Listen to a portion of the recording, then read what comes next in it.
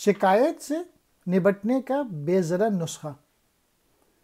اکثر لوگ دوسروں کو ہم خیال بنانے کی کوشش میں خود حد سے زیادہ باتیں کرنا شروع کر دیتے ہیں۔ سیلز مین بالخصوص اس مہنگی غلطی کے مرتکب ہوتے ہیں۔ دوسرے کو اپنے دل کا غبار نکالنے دینا چاہیے۔ وہ اپنے مسائل اور کام سے متعلق آپ سے زیادہ واقفیت رکھتا ہے، اس لیے آپ اس سے سوال کیجئے اور اس کی باتیں سنیے۔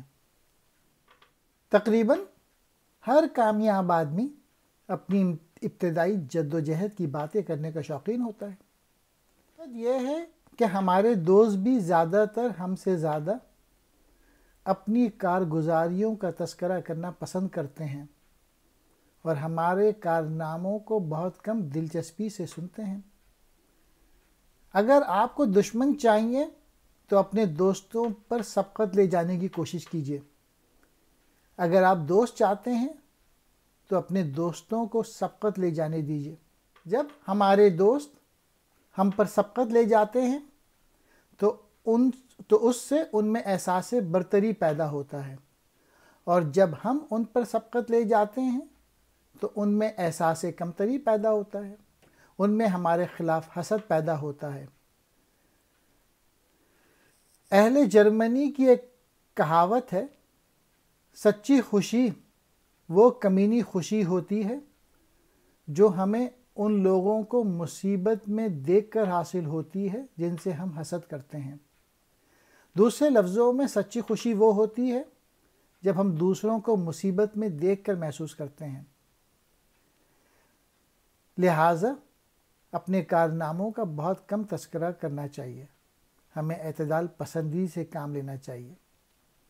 ہمیں اعتدال پسند اور منکسر المزاج ہونا چاہیے، کیونکہ ہم اور آپ کوئی مستقل چیز نہیں۔ ہم سب چل بسیں گے اور 100 سال بعد دنیا ہمارا نام تک بھول جائے گی۔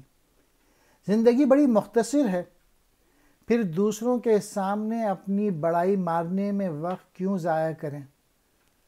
دوسرے لوگوں کو بات کرنے پر کیوں نہ ابھاریں؟